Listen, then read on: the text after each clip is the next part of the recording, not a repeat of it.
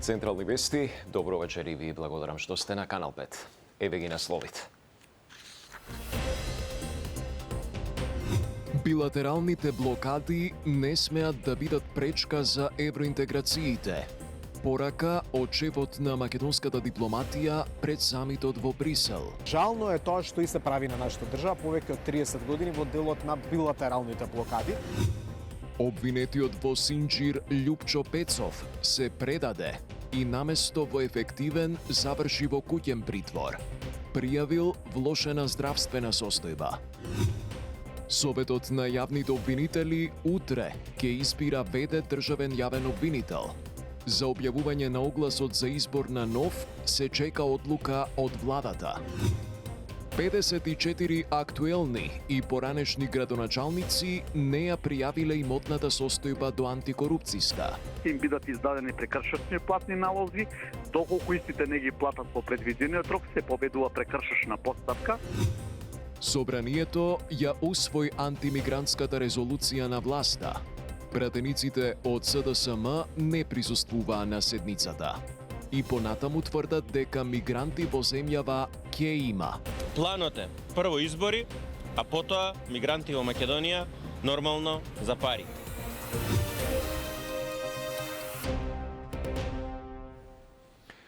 Наместо ефективен, одреден е домашен притвор за Љупчо Пецов, познат како Ѓаволот. Обвинет во случајот Синџир, откако тој вчера сам се пријавил пред органите на прогонот.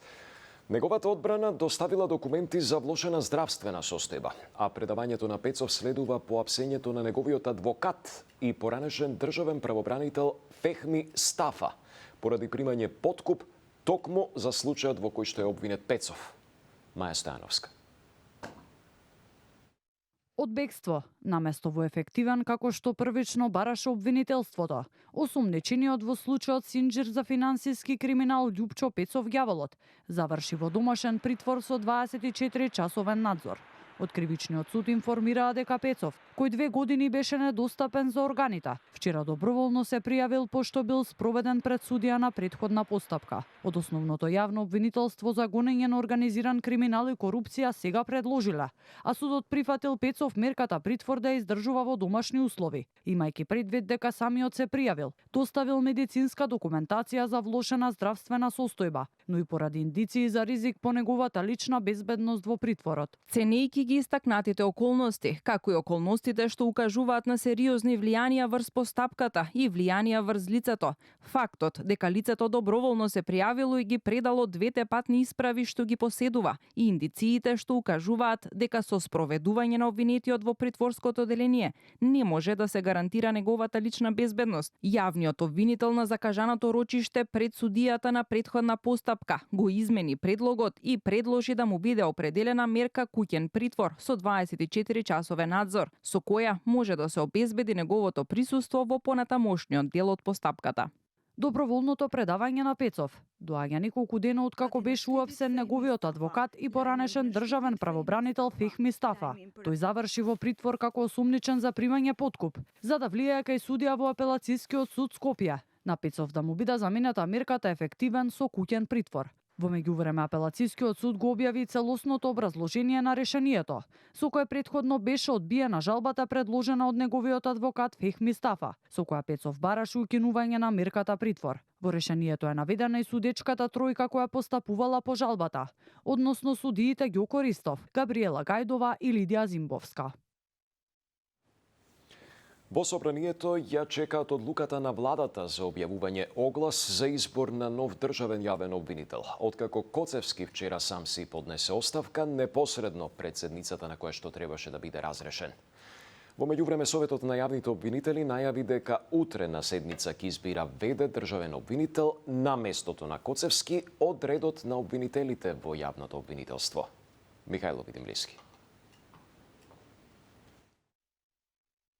Советот на јавните обвинители утре на седница ќе избере вршител на должност државен јавен обвинител по оставката на Љупчо Коцевски. Председателот на Советот Башким Бесими за Канал 5 потврди дека поради тоа што дописот од собранието го добил попладнево, па јавната седница ќе ја закаже за утре, иако првично се очекуваше да се одржи денеска. Откако собранието вчера ја констатираше оставката на Коцевски, наскоро треба да го распише огласот за избор на нов јавен обвинител, но тоа како што велат оттаму, ќе го сторат откако ќе добијат предлог одлука од владата за објавување на оглас. Законот за јавно обвинителство предвидува дека рокот за поднесување на пријавите изнесува 15 дена по објавувањето на огласот во службен весник. Освен општите услови, кандидатот треба да исполнува и посебни услови предвидени во членот 62 од законот, односно да има непрекинат работен стаж од најмалку 10 години како јавен обвинител или како судија од областа на кривичното право.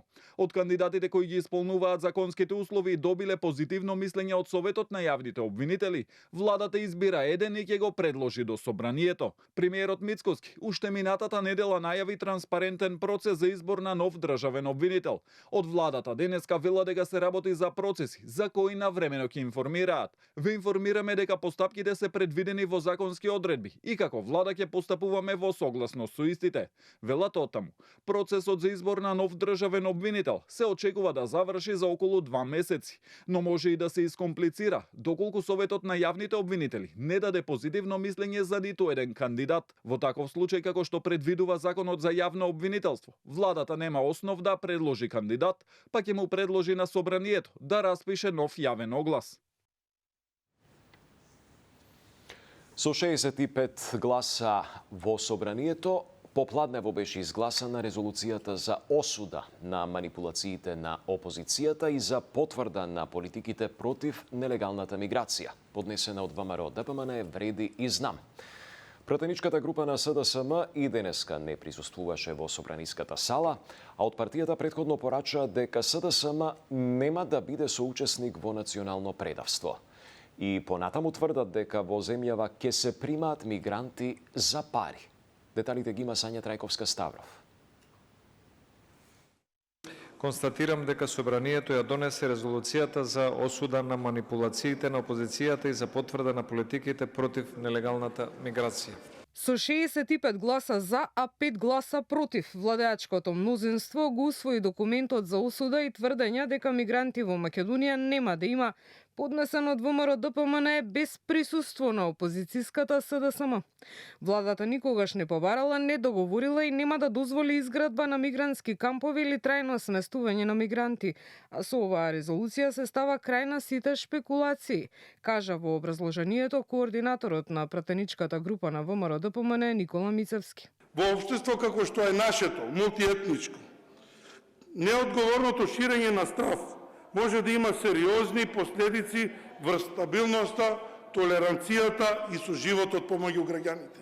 Некој свесно се обидува ова да го наметне во државата, меѓутоа наша одговорност на сите нас, не само на владеачкото мнозинство, и туку и на опозицијата, да ги увериме граѓаните дека овие лажни тврдења и дезинформации се ништо, туку само дневни политички цели на одредени политички субјекти да се вратат во живот. Пратениците од СДСМ кои во знак на протести ја напуштија седницата ја нарекоа ваквата резолуција предавничка и понижувачка и од пред собранието повторно порачаа дека власта има план. Прво да распише избори на пролет, а в лето да донесе мигранти. ДПМН не дозволи ниту дебата, ниту разговор, ниту гласање. СДСМ нема да биде соучесник во ова национално предавство. Мигранти за пари. Нека си ја потпишат таа предавничка резолуција сами. Нека си ја гласаат сами, заедно со колаборантите од Знам. Тие многу добро знаат што потпишуваат. Предавство на Македонија. А знаат и што следува за предавство. Сега веќе на сите им е јасно. Планот е прво избори, а потоа мигранти во Македонија нормално за пари. Останатите пратеници од опозицијските партии кои присуствуваа на расправата ја спореа резолуцијата поднесена од страна на пратеници од власта, нарекувајќи ја антидемократска и срамна, поаѓајќи од самиот наслов, велејќи дека резолуцијата со ништо не ја задолжува владата и нејзините институции. Резолуција против мигранти најавија и од СДСМ, но официјално таа не е поднесена до собранието.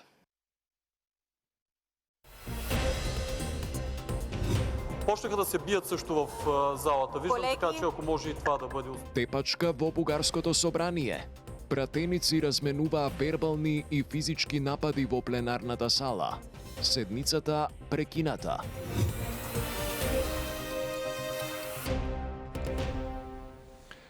Во пресред на самитот ЕУ Западен Балкан, повторени македонските позиции за евроинтегративниот процес. Билатералните блокади не смеат да ја кочат европската иднина на Македонија, порача шефот на дипломатијата Моцунски. Унијата пак и понатаму инсистира на усвојување на уставните измени. Ваквото барање јасно е наведено и во заклучоците од данското председателство. Јован Ѓорговски. Местото на Македонија е во Европската унија, а билатералните блокади не смеат да ја кочат европската иднина. Со ваква позиција македонската делегација, предводена од премиерот Мицкоски, доаѓа на самитот ЕУ Западен Балкан во Брисел, кој почнува попладнево. Шефот на дипломатијата Тимчо Муцунски најави дека на самитот ќе се отвори прашањето за деблокада на македонскиот евроинтегративен пат и за изнаоѓање на решение со земјите членки без притоа да бидат загрозени националните позиции. Сепак порача и дека од официјална Софија изминатиот период нема сигнали за решение и постои недостиг на добра волја. Нашето место е во Брисел, нашето место е како полноправна членка на Европската унија. Жално е тоа што и се прави на нашата држава повеќе од 30 години во делот на билатералните блокади и тоа е отворена тема за која што ќе дискутираме, тема за која што сакаме да најдеме решение, но секако да не биде тоа решение каде што нашите национални интереси повторно ќе бидат загрозени. Нема никаква дилема, ние имаме јасни позиции кои што се представени пред сите наши клучни партнери, по клучни партнери мислам и на институциите во Брисел, но и на земјите членки кои што имаат огромен инпут во тој процес. Самитот доаѓа ден по објавувањето на заклучоците за Македонија, каде се поздравува посветеноста на земјава кон европската интеграција, но се повикува итно да ги засили реформите неопходни за членство. Дополнително нагласено е значењето на добрососедските односи, а се потсетува и дека Македонија се уште не ги спровела уставните измени. Советот забележува дека Македонија се уште не ги завршила уставните измени на кои се обврзала. Советот ја потврдува својата подготвеност да свика уште една меѓувладина конференција без понатамошно одложување или дополнителна политичка одлука, што Македонија ќе спроведе оваа обврска во согласност со своите внатрешни процедури. Стои меѓу другото во заклучоците. Во текстот дополнително се поздравува согласеноста на земјава со надворешната политика на Унијата, како и тоа дека Советот останува посветен на постепената интеграција на Македонија во внатрешниот пазар на Унијата. Во областа на владењето на правото пак се нотира дека не е постигнат никаков напредок во текот на изминатата година. Се повикува земјава да донесе нов кривичен законник во согласност со европското законодавство и меѓународните стандарди и да ја засили борбата против криминалот и корупцијата. Заклучоците за проширувањето инаку беа објавени од данското председателство со Европската унија наместо од Советот како што е пракса, поради блокадата од Унгарија, нешто што данската министерка Бјере го оцени како лош сигнал за земјите кандидатки. Hungary is blocking us for reaching council conclusions. Our attempts to find a solution have been rejected. And I very much regret this. As several member states said, it does send a wrong signal to candidate countries. We want them to choose EU, not to choose Russia. Унгарија инаку го блокираше носењето на заклучоците на данското председателство поради противењето во нив да има позитивна препорака за Украина. А самитот ЕУ Западен Балкан во Брисел ќе биде одбележан и со бојкотот на Србија. Председателот Вучич кажа дека нема да патува на самитот со образложение дека не сака владата да трпи притисоци. Одлуката на српскиот председател следи откако ЕУ на вчерашниот состанок на Советот за општи работи одлучи да не го отвора кластерот 3 во преговорите со Србија, наведувајќи дека се потребни понатамошни реформи во однос на владењето на правото и нормализација на односите со Приштина. Prvi put u 13 ili 14 godina neću otići ili ja ili neko drugi na tu međuvladinu konferenciju. Niko neće biti u ime Republike Srbije, tako da će imati Zapadni Balkan bez Republike Srbije. Zašto ovo radim? Ne zato što je, i zašto sam doneo, ja sam doneo takvu odluku, da ne bude niko drugi kriv, neću da vlada trpi bilo kakve pritiske. Ovim što radimo, to radim zbog građana Srbije. Bez obzira što znam da će to naići na kritike mnogih i u Briselu, da time štitim Republiku Srbiju, njene interese, zato što mi moramo da pokažemo prvo šta je to što smo uradili, a mnogo toga smo uradili i oni su to priznali. 35 поранешни 19 новоизбрани градоначалници не ја испочитувале законската обврска за пријавување на имотната состојба, констатирала антикорупцијската. Од ДКСК велат дека ќе иницираат постапки и на градоначалниците ќе им издадат прекршочни платни налози. Здравко Димитров.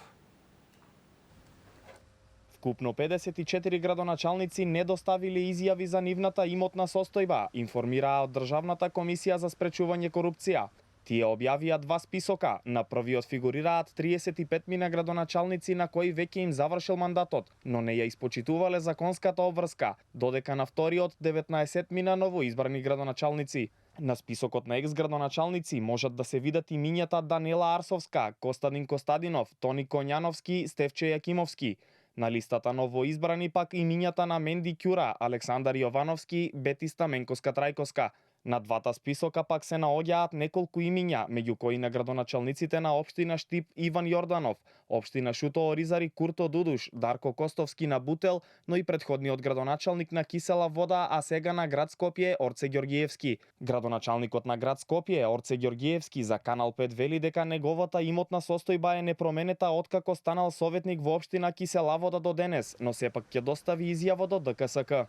Оттаму пак велат дека за сите нив комисијата ќе издаде прекршочен платен налог и ќе иницираат постапки за проверка на нивната имотна состојба.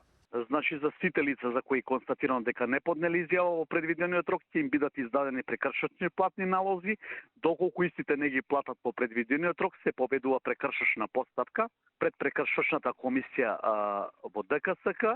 Воедно ние ќе следиме дали во наредниот период истите ќе поднесат, бидејќи обврската се уште им стои, и за тие што нема да поднесат изјава ќе отвориме постапка за проверка на нивната имотна состојба. Од ДКСК велат дека според Законот за спречување корупција, сите избрани градоначалници на локалните избори во 2025 година, најдоцна 30 дена по нивниот избор треба да поднесат изјава за нивната состојба. Доколку не биде поднесена истата, предвидената законска глоба изнесува од 300 до 500 евра. СДСМ доби нови подпредседатели и членови на извршниот одбор. Поранешната министерка Јована Тренчевска и Александар Трајановски ги преземаат подпредседателските места во партијата. А со новоизбраното раководство, Филипче најави дека ќе стави крај на политиките на власта. Од ВМРО ДПМН пак прогнозираат жежок стечај за СДСМ и сметаат дека наместо нов и свеж кадар, Филипче ги вратил старите лица од времето на Заев. Детали од Афродите Рамос. Спој на млади и искусни, вака лидерот на СДСМ Венко Филипче го опиша изборот на новото партиско раководство. Позициите на подпредседатели ги зазедоа Александар Трајановски и пратеничката Јована Тренчевска. Ана Чупевска се враќа како председател на новоформираниот совет на партијата, а генерален секретар останува Александар Саша Димитриевиќ. Извршниот одбор пак со старо нови кадри. Таму останува Андреј Жерновски, а Јон Фрчковски е еден од новите членови. Ова е тим кој влегува во храбра и многу одлучна борба со оваа ненародна и криминогена и корумпирана власт на ВМРО ДПМН, знам и влен. Ние сме тие кои што ќе стави крај на политиката на изолација на државата од Европа. Ние сме тие кои што ќе ставиме крај на корупцијата и криминалот на оваа власт. Ние сме тие кои што ќе ставиме крај на предавството, на безбедноста и националните интереси на нашата земја преку проектот Мигранти за пари. Новите лица на Филипче се всушност старите кадри на Зоран Заев. Наредниот чекор за СДСМ е стечај, оценија од владеачката ВМРО ДПМН. Представија нова сила, а всушност тоа се стари лица на Зоран Заев, кои заедно со Филипче го доприватизираа и раскрчмија СДС. Во така нареченото ново раководство на СДС влезе екс-директорот на затворот Шутка со активна кривична пријава за злоупотреба на службена должност Филип Андов. Исто така влезе и Јон Фрчковски, кој беше фатен како се дрогира на своето работно место и призна за тоа, и наместо казна тој доби унапредување во СДС. Во ребрендираната опозицијска партија, освен новоформиран партиски совет, се афирмираше и нов антикорупцијски тим, како и дигитална платформа Македонски истражувачки центар за корупција и организиран криминал, со акроним МИЦКО. Тие веќе неколку недели објавуваат така наречени бомби со наоди за корупција од членови на владеачката ВМРО ДПМН. За дел од нив, ДКСК веќе отвори предмети. Опозицијската СДСМ денеска објави уште еден скандал за нови сомнителни милионски тендери. Тврдат дека фирма за IT опрема со само тројца вработени добива тендери од владата и СОЗР вредни над 1 милион евра. На денешната пресконференција посочија и дека на дигиталната платформа за борба против корупцијата и криминалот mitsko.mk пристигнале 47 пријави. Фирма со само тројца вработени за период од 2 месеца добива тендери од владата на Христијан Мицкоски од 74 милиони денари или 1,2 милиони евра. Милионски суми, мал број на вработени, фаворити за тендери од власта на ДПМН. Овие факти, почитувани, отвараат сериозни сомнежи за нетранспарентни постапки, фаворизирање и коруптивни тендерски шеми. Дали причината за тоа е близината на сопственикот на фирмата извесен Ј. Јанкуловски, кој дипломирал на Машинскиот факултет токму на насоката мехатроника и роботика, каде што е Христијан Мицкоски професор. Од Sigmoid Group демантира поврзаност на основачот на компанијата со премиерот Мицкоски, а на изнесените тврдења на пресконференцијата на Кузеска реагира и од владата. Оттаму велат дека изнесените наводи се целосно неосновани, неточни и представуваат груба клевета и свесна конструкција. Сите релевантни податоци се јавно достапни и лесно проверливи преку официјалните електронски системи на надлежните институции. Овие слаби и безидени конструкции лесно се распаѓаат при најосновна проверка. Станува збор за централизирана јавна набавка за 20 министерства со одлука на владата. Набавката на овие системи има за цел да ја зајакне сајбербезбедноста на институциите преку навремена идентификација на безбедносни слабости и проактивна заштита од закани. Во текот на постапката имаше 2 понуди, а наведениот субјект имаше најповолна понуда. Постапката беше спроведена без никаква забелешка, ниту пак беше покрената жалба. Овие факти потврдуваат дека станува збор за тенденциозен обид за политичка манипулација, во кој што се пласираат фабрикувани тврдења без ниту еден релевантен доказ. Јавно и одговорно тврдиме дека во сите постапки не постои ниту најмал пропуст, ниту најмала неправилност, се наведува во реакцијата од владата. Државниот здравствен инспекторат не утврди неправилности при хоспитализацијата на родилката и починувањето на незиното бебе на клиниката за гинекологија. Според ДСЗИ, директорката ги презела сите потребни чекори по укажувањето за можна грешка од страна на педиатрот. Се чека извештајот од обдукцијата на бебето за да се утврди точната причина за смртта на новороденчето. Мирјана Мирчевска-Јовановиќ со детали. Државниот санитарен и здравствен инспекторат не утврди неправилности во случајот со починатото новороденче на 1 октомври во делот на водењето на медицинската документација од моментот на примање на родилката во болницата, раѓањето и начинот на кој било медицински третирано новороденчето. Директорот на ДСЗИ Кирил Лазов објасни дека на вонредниот медицински надзор од нивна страна било утврдено дека родилката на 28 септември била примена како итен случај и на клиниката била хоспитализирана на патолошкиот одел. На 29 септември таа била породена со царски рез и родила живо машко дете, кое 4 часа по раѓањето морало поради средно тежок респираторен дистрес да биде однесено на интензивната нега, каде било интубирано и му била дадена антибиотска терапија. По влошувањето на состојбата, детето било повторно реинтубирано и бил повикан кардиолог и детски хирург. Поради тешката состојба, пристапено кон кардиопулмонална реанимација, даван адреналин во 3 наврати, но без успех и настанате екзитус леталис во 19 часот на 1.10.2025 година. Од ДСЗ објаснија дека побарале од Министерството за здравство да се иницира комисија каде ќе се разгледа медицинскиот третман кон бебето, а она што е клучно во моментот е извештајот од направената обдукција што се уште не е готов. Лазов потврди дека по реакцијата на началничката за можна грешка од страна на педијатарката која го интубирала бебето, веднаш била оформена комисија и донесени мерки. Директорката согласно закон во два наврати на 14.10 и на 29 чинам 28.10 е формирана комисија за квалитет и таа комисија заедно со дисциплинска комисија треба да утврди недостатоци, дали има недостатоци во тој дел. Дали правилно постапиле од ГАК во тој дел? Во тој дел, да, постапено е правилно. Од клиниката за гинекологија објаснија дека она што било во нивна надлежност било превземено и педијатарката била преместена на друг оддел, а на родителите им рекле дека за причината на смртта ќе бидат известени по добивањето на наодот од обдукција. Родителите изјавија дека не им било укажано на лекарска грешка и ќе поднесат кривична пријава за клиниката за гинекологија. Случајот го разгледува и обвинителство. Нема да има застој во изградбата на тунелот кај Гешево од железничкиот коридор 8 и покрај оставката од бугарската влада, уверува министерот за транспорт Александар Николовски. Деталите ги има Сандра Спасовска.